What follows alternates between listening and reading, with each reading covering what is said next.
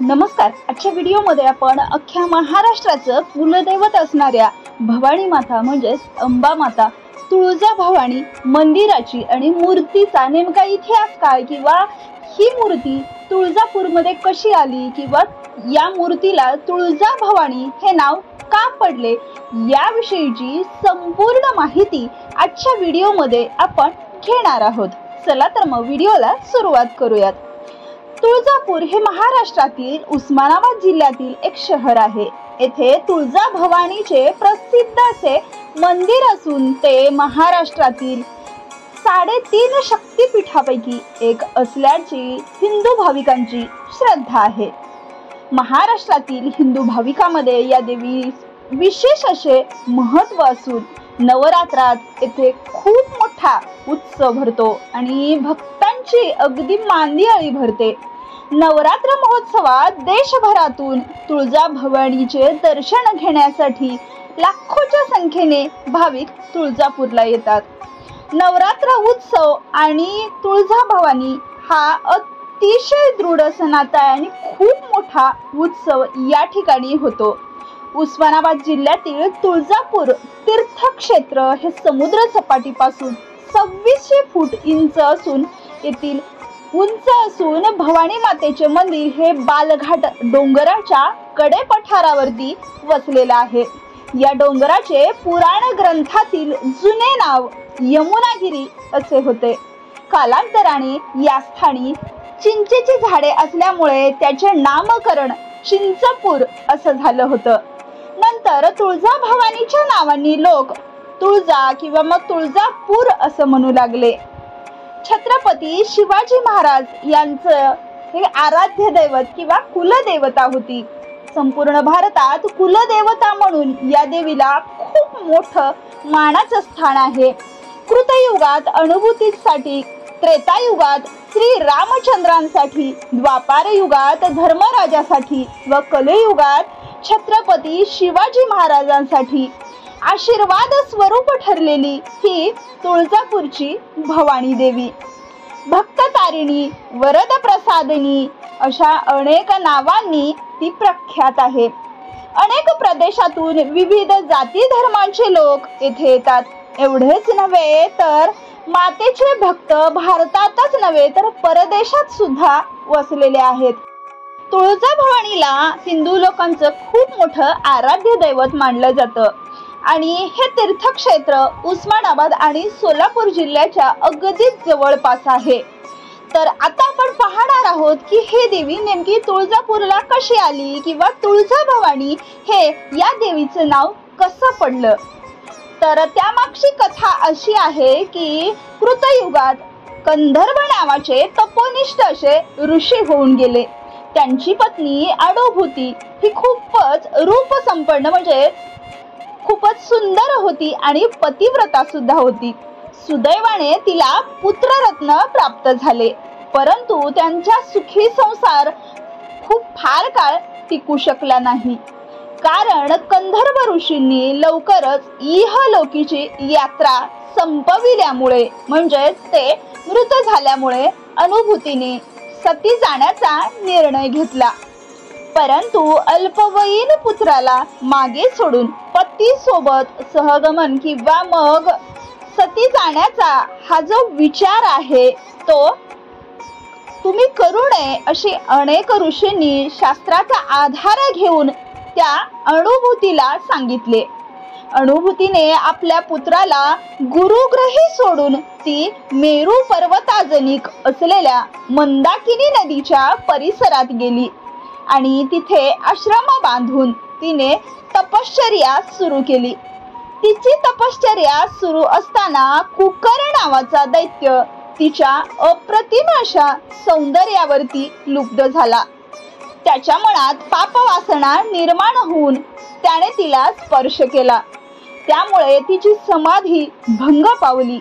दैत्याने काही अनुचित प्रकार करू नये म्हणून तिने आदिशक्ती आदिमायाचा धावा सुरू केला.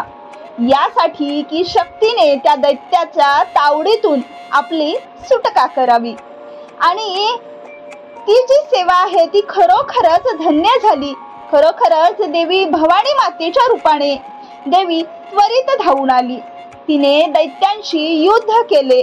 दैत्यही महिषासुराचे रूप घेऊन आला होता. तेव्हा देवीने त्रिशूळाने त्याचे शिर वेगवेगळे केली.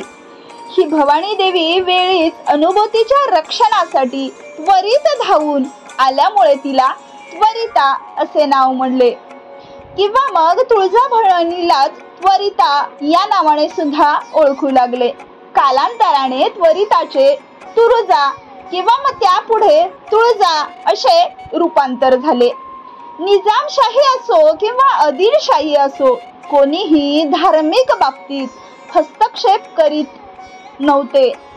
तर अशा पद्धतीने तुळजाभवानीचं नाव किंवा मग तुळजा हे नाव देवीला देण्यात आलं. तर सर्वप्रथम त्वरिताचेच नाव तुळजा आणि तुळजाचेच नाव पुढे तुळजा असे पाडण्यात आले. त्यामुळेच आज आई अंबाबाईचं नाव आपण तुळजाभवानी हे घेतो. भवानी मातेच्या मंदिरात जाण्यासाठी काही पायऱ्या उतरल्यानंतर महाद्वार लागते. त्यावरील काही शिल्प हेमाडपंथी असून तिथे नारद मुनीचे दर्शन घडते. पुढे गेल्यावर कल्लोळ तीर्थ लागते. देवी इथे आल्यानंतर जेव्हा या तीर्थाची निर्मिती केली होती असे मानले जाते, तेव्हा पृथ्वीवरील सर्व उदक तीर्थे या तीर्थास धावून आल्यामुळे त्याचा एकच कल्लोळ झाला आणि यास्तव या तीर्थास कल्लोळ तीर्थ म्हणून नाव पडले. कारण त्या ठिकाणी पाण्याची काहीच सोय नव्हती आणि देवीने जेव्हा धावा केला किंवा मग पाण्याची सोय करण्यासाठी एखादं तीर्थ तयार केलं, तेव्हाच त्या तीर्थाला संपूर्ण उदक तीर्थ येऊन त्या ठिकाणी निर्माण झाली. म्हणूनच त्या तीर्थाला कल्लोळ तीर्थ म्हणतात. आणि या तीर्थापासून समोरच गोमुख तीर्थ लागते. यातून अहोरात्र पाण्याचा प्रवाह वाहत असतो. त्याचप्रमाणे श्री दत्तांचे हस्तप्रक्षालनाचे ठिकाण आहे. पुढे गेल्यावर अमृतकुंड लागते. याच्या अलीकडेच गणेश मंदिर आहे. येथे सिद्धिविनायक आहे. नंतर निंबाळकर दरवाजा लागतो. दरवाजा ओलांडून आत गेले असता मातेचा कळस नजरेस पडतो. हा कळस पंचधातूपासून बनवलेला आहे. मंदिराच्या दर्शनाच्या बाजूस होमकुंड असून त्यावर शिखर सुद्धा बांधण्यात आलेले आहे. मंदिराचा सभामंडप 16 खांबी असून पश्चिम दिशेला मातेचा गाभारा आहे. इतिहास व पुरातत्वदृष्ट्या हे मंदिर राष्ट्रकूट अथवा यादवकालीन मानले जाते. होमाच्या डाव्या बाजूला दर्शन मंडप उभारण्यात आलेले आहे. हे 5 मजली इमारत असून धर्मदर्शन व मुखदर्शन असे 2 विभागात विभागलेले आहे. गाभाऱ्याच्या मधोमध चांदीच्या सिंहासनावर आरूढ झालेली आई तुळजाभवानी देवी मातेची मूर्ती गंडकी शिळेची असून तिने विविध शस्त्रे धारण केलेली आहेत. देवीने एका हातात महिषासुराची शेंडी धरली आहे, तर दुसऱ्या हातात त्याच्या बरगडीत त्रिशूळ खुपसला आहे. तिच्या उजव्या पायाखाली महिषासूर व डाव्या बाजूला सिंह आणि पुराण सांगणारी मार्कंडेय ऋषीची मूर्ती दिसते. देवीच्या उजव्या खांद्याजवळ चंद्र व डाव्या खांद्याजवळ सूर्य कोरलेली दिसतात. देवीला कोणीही स्पर्श करू शकत नाही. देवीची पूर्वी 3 वेळा पूजा केली जात असे, मात्र आता सकाळ आणि संध्याकाळ अशी 2 वेळा पूजा केली जाते. गाभाऱ्याच्या उत्तरेस शयनगृह असून त्यात मातेसाठी एक चांदीचा पलंग ठेवलेला आहे. तसेच दक्षिण दिशेला देवीचे न्हाणीघर आहे. आश्विन शुद्ध प्रतिपदा ते अष्टमी, पौष शुद्ध प्रतिपदा ते अष्टमी व भाद्रपद वद्य अष्टमी ते अमावस्या अशी देवीची 3 वेळी शयने ठरलेली आहेत. परंतु इतर वेळी ती अष्टप्रहार जागृत असते. म्हणजेच 24 तास ही देवी जागृत असते असं म्हटलं जातं आणि वर्षातून 3 वेळा देवीची शयन मुद्रा असते. आता आपण पाहूयात की 9 दिवस म्हणजेच नवरात्र घटस्थापना का मांडण्यात आली किंवा यामागचं नेमकं पौराणिक कारण काय. मणी आणि मल्ल या राक्षसांचा युद्ध किंवा मग संवाद करण्यासाठी देवीने अवतार घेतला आणि मणी आणि मल्लासोबत या तुळजाभवानीचं अहोरात्र 8 दिवस किंवा मग 9 दिवस 9 रात्र हे युद्ध चालूच होतं. आणि 10व्या दिवशी म्हणजेच दसऱ्याच्या दिवशी मणी आणि मल्लाचा वध करून देवी सिंहासनावर आरूढ झाली असं म्हणलं जातं. आणि तेव्हापासूनच नवरात्र किंवा मग घटस्थापना करण्यात आली आणि तेव्हापासूनच नवरात्र उत्सवाला सुरुवात झाली. 9 दिवस 9 रात्र अहोरात्र आपण देवीचा घटस्थापनेचा उत्सव किंवा दसरा महोत्सव अतिशय उत्साहाने साजरा करतो. आणि फक्त तुळजाभवानीच्या मातेच्या मंदिरातच नव्हे तर संपूर्ण देवींच्या म्हणजेच भारतामध्ये किंवा महाराष्ट्रामध्ये जी काही देवी देवतांची मंदिरे आहेत त्या देवीच्या मंदिरामध्ये घटस्थापना होते आणि अखंड दीप प्रज्वलन सुद्धा चालू असतं. त्याचीच प्रथा म्हणून प्रत्येक हिंदू धर्मीयांच्या घरामध्ये सुद्धा घटस्थापना हा उत्सव साजरा केला जातो. तुळजाभवानीच्या दसरा महोत्सव मध्ये देवीच्या आकर्षक अलंकार पूजा मांडण्यात येतात. भारतात एकमात्र मूर्ती जी आहे ती स्थलांतरित होऊ शकते. देवी वर्षातून 3 वेळा निद्रा घेते. 2 वेळा चांदीच्या पलंगावर व 1 वेळा नगरवरून पलंग येतो त्या पलंगावरती निद्रा घेते.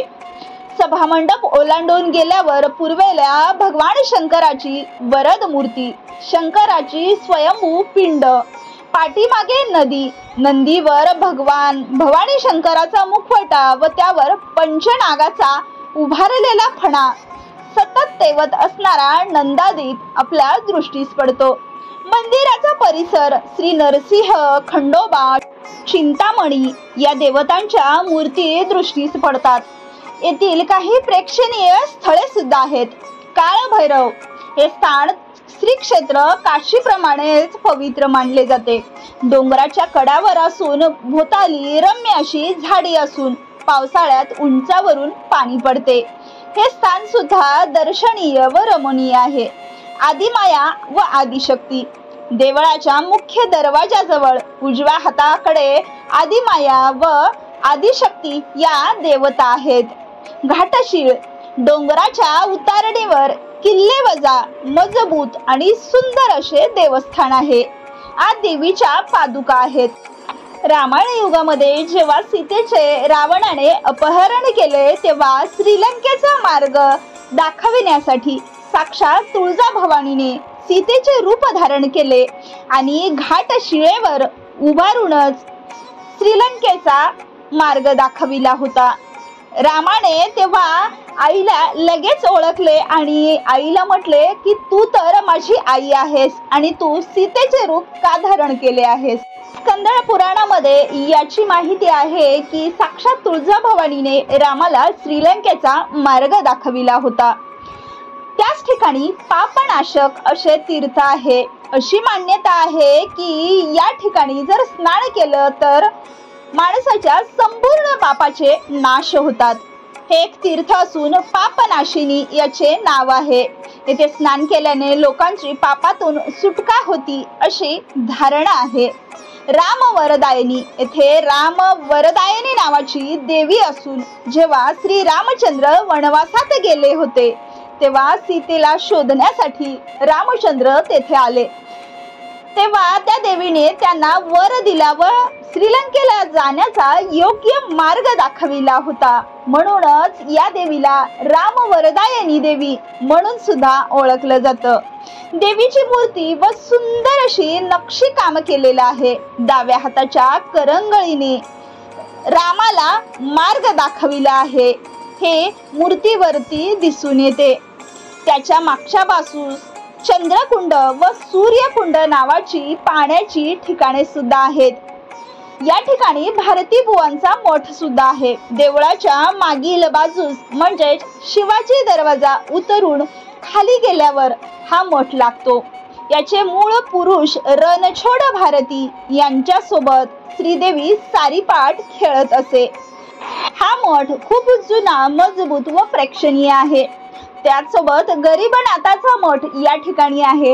या मठात गोरगरिबांना सदावर्त दिले जातात। हा मठ सध्या खड्डगळीत आहे। नारायणगिरीचा मठ हा मठ दशनामगिरी गोसाव्यांचा होता। सध्या येथील क्रांती चौकात आहे। या ठिकाणी मंकावर्ती तीर्थ हे सुद्धा खूप प्रसिद्ध आहे। मंकावर्ती कुंड हे तुळजापुरातील एक मोठे पवित्र कुंड आहे। असे म्हणतात की या कुंडात स्नान केल्याने आपले संपूर्ण अंग पवित्र होते। याला विष्णू कुंड असे सुद्धा म्हटले जाते। यावर महादेवाची पिंड आहे। तसेच मोठे मारुती मंदिर सुद्धा या ठिकाणी बांधलेले आहे। या ठिकाणी धाकटे तुळजापूर सुद्धा आहे। तुळजापूरहून जवळच धाकटे तुळजापूर हे गाव आहे। या ठिकाणी तुळजा मातेची बहीण वास्तव्य करते। उस्मानाबाद जिल्ह्यात असलेले हे देवालय सोलापुरापासून प्रवासाच्या दृष्टीने अगदी जवळ आहे। देवीचे मंदिर बालघाटातील एका डोंगर माथ्यावरती असल्याने अगदी जवळ गेल्यावरच या मंदिराचा कळस दिसतो। मंदिराच्या काही भागाची छाटणी हेमाडपंथी आहे। अशा पद्धतीचे संपूर्ण महाराष्ट्राचे आराध्य दैवत असणाऱ्या आई अंबाबाई किंवा तुळजाभवानीचं हे अतिशय सुंदर असं मंदिर अगदी कोरीव दगडाच्या बांधकामाचे आहे। या मंदिरामध्ये अजूनपर्यंत हेमाडपंथीय छाटणी आहे। म्हणजे त्या काळी ज्या दगडांची रचना करून हे मंदिर किंवा प्रवेशद्वार बांधलेलं होतं ते आज तागायत अशाच पद्धतीने खूपच सुंदर पद्धतीने अगदी दिमाखात उभे आहे। तर अशा पद्धतीने आई तुळजाभवानीच्या मंदिराची व तुळजापूर किंवा तुळजाभवानीच्या नावाची आख्यायिका आहे। तर हा संपूर्ण इतिहास जर तुम्हाला योग्य वाटला असेल किंवा मग आवडला असेल तर या व्हिडिओला लाईक, शेअर आणि सबस्क्राईब नक्कीच करा। धन्यवाद।